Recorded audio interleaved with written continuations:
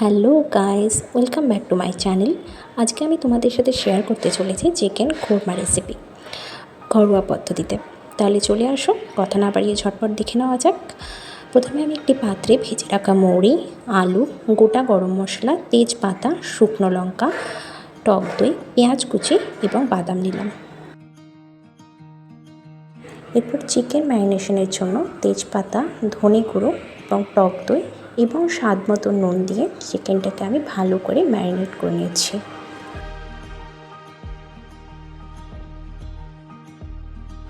এরপর আমি একটি পাত্রে তেল গরমে দিলাম।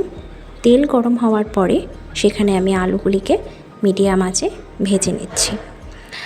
আলুগুলি ভাজা হয়ে গেলে এরপর আমি একটি পাত্রে তেল গরমে দিয়ে তাতে তেজপাতা, শুকনো লঙ্কা, ভেজে রাখা মৌরি এবং গোটা গরম মশলা দিয়ে ভালো করে একবার ভেজে নিচ্ছি।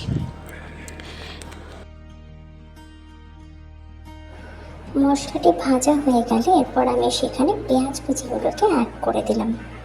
পেঁয়াজ কুচি অ্যাড করার পরে ভালো করে ভেজে নিচ্ছি। তোমাদেরকে বন্ধুরা আমি একটা টিপস শেয়ার করে দিতে চাই, পেঁয়াজ কুচিগুলি লালচে করে ভাজবে না, কারণ কোরমার টেস্ট চেঞ্জ হয়ে যায়। এরপর আমি সেখানে বাদাম বাটাটিকে অ্যাড করে দিয়েছি। বাদাম বাটা অ্যাড করার পর ভালো করে কষিয়ে নিলাম। তারপর আমি সেখানে এক এক করে ম্যারিনেট করা চিকেনগুলোকে অ্যাড করে দিচ্ছি।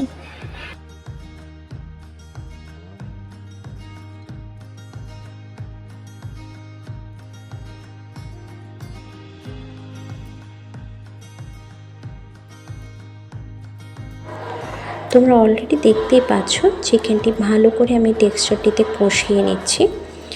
কষানোর পরে আমি সেখানে ভেজে রাখা আলুগুলিকে অ্যাড করলাম। এটি অবশ্যই অপশনাল। এরপর আমি একটি পাত্রে তেল গরমে দিলাম এবং তাতে কসুরি মেথি এবং শুকনো লঙ্কা অ্যাড করে ভালো করে ভেজে নিলাম। ভেজে নেওয়ার পরে কষিয়ে রাখা চিকেনে আমি সেটিকে অ্যাড করে দিচ্ছি।